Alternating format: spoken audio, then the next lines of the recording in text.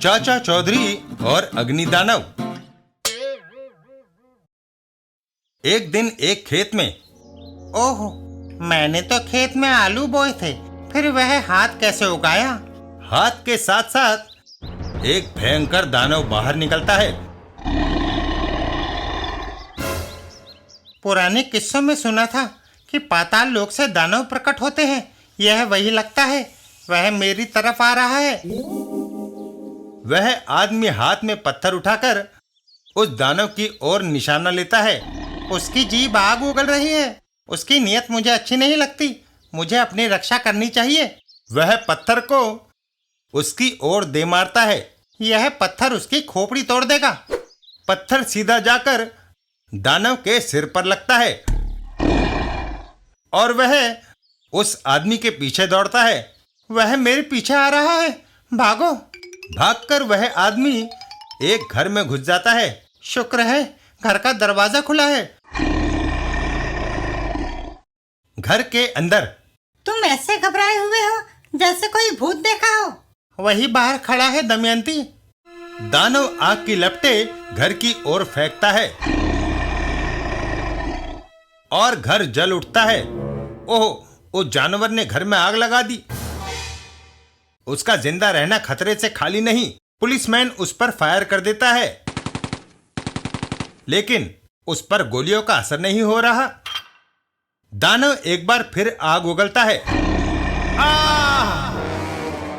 दानव आसपास के सभी मकानों में आग लगा देता है और लोगों में भगदड़ मच जाती है। भागो, भागो,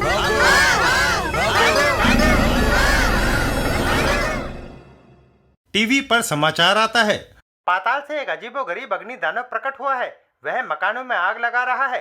अब तक दर्जनों व्यक्ति झुलसकर मर गए हैं। अगर उसे रोका ना गया तो तबाही फैल जाएगी। साबू, आओ। डगडग, तेज दौड़ो। जितनी देर होगी उतना ज्यादा नुकसान उस दानव के हाथों से हो चुका होगा। अचानक रॉकेट ट्रक से नीचे कूद पड़ता है।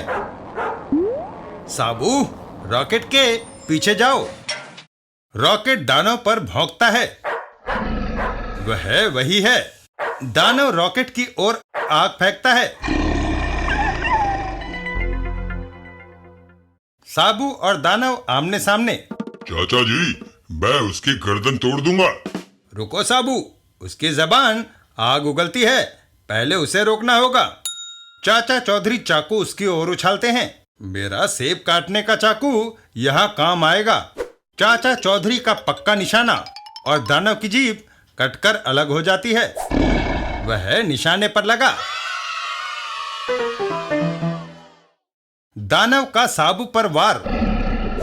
ओह! साबू अपनी सारी स्नायु शक्ति को इकट्ठी करता है और आहा!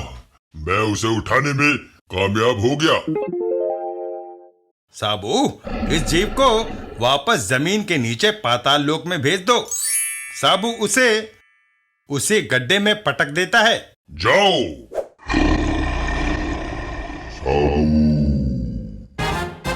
और फिर अब लोग चैन से रह सकेंगे। आओ साबू, चलें। चाचा चौधरी।